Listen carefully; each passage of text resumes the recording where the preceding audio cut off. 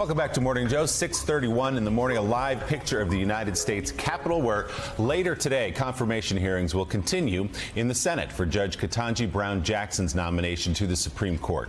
NBC News chief White House correspondent Peter Alexander has the latest. Judge Ketanji Brown Jackson making the case on her own behalf, the start of a historic confirmation hearing to become the first black woman on the nation's highest court. I hope that you will see how much I love our country and the Constitution and the rights that make us free. With her husband wiping away a tear and her daughters seated nearby, Jackson also thanked her parents, both former school teachers. They gave me an African name, Ketanji Onyeka, which they were told means lovely one. Unlike the many barriers that they had had to face growing up, my path was clearer, so that if I worked hard and I believed in myself in America, I could do anything or be anything I wanted to be. The 51-year-old who was confirmed less than a year ago as a federal appeals court judge is likely to face tougher scrutiny now, including from Lindsey Graham, one of 3 Republicans who voted to confirm her then. I want to know about your judicial philosophy, because people on the left, the far extreme part of the left, believe that you were the best bet. And I want to know why they reached that conclusion.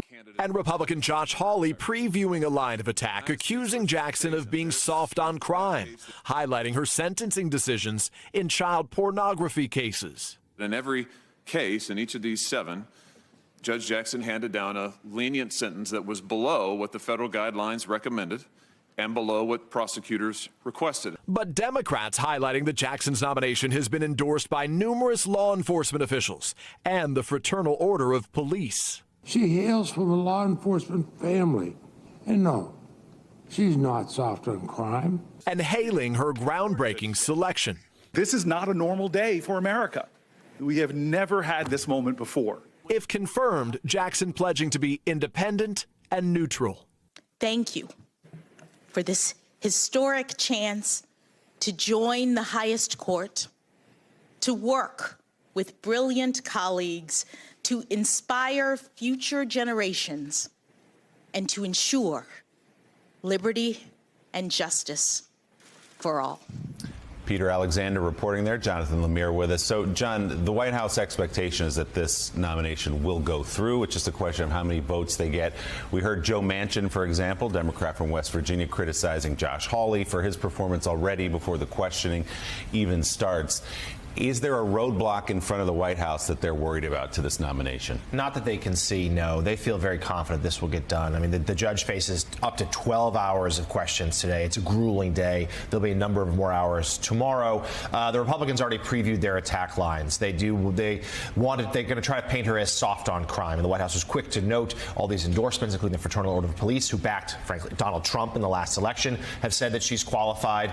We heard from Senators Cruz and Graham and others used yesterday as a moment to air their grievances about previous Supreme Court hearings over Coney Barrett, Judge Kavanaugh, Gorsuch, and so on. But no, the Democrats have their 50 votes, and Kamala Harris, of course, the vice president, could cast the one to tie. But more than that, they actually think there is a chance still of picking off a Republican or two. Lindsey Graham was one of those who backed Judge Jackson for her previous post. That's pretty clearly not going to happen again. But Susan Collins of Maine, they feel very good about. They think she actually can support here, which would give them the ability to say this is a bipartisan confirmation, even if it is just one Republican vote. And it was 3 Republicans less than a year ago who voted for Judge Jackson to her current seat on the federal appeals court. We've heard from Republicans that they don't want to make this personal. They've said that anyway, referencing what happened to Judge Kavanaugh, Justice Kavanaugh, going back to Judge Bork. Ted Cruz yesterday, who, by the way, was a law school classmate of Judge Jackson.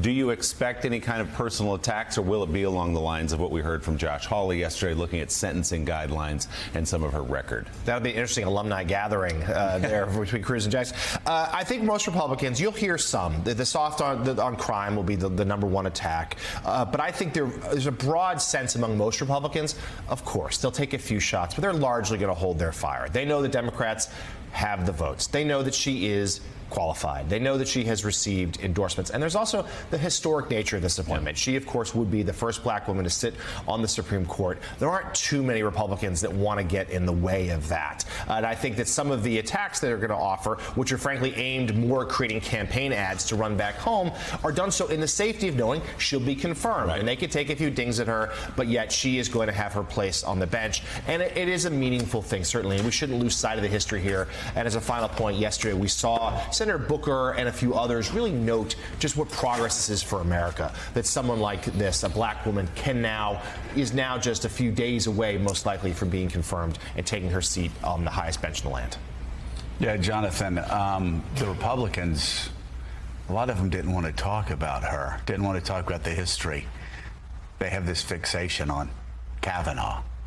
Now, let me say, I mean, Meek and I criticized what Democrats did to Kavanaugh at the end. Like, you know, suddenly there was Michael Avenatti and they were going, oh, the rape. A lot of craziness went on there. But yesterday they seemed transfixed talking about Kavanaugh. It's almost like they didn't want to talk about the history that was happening right in front of them. Well, there's a bit of context to this. Let me give you a sense of how McConnell thinks about this particular confirmation.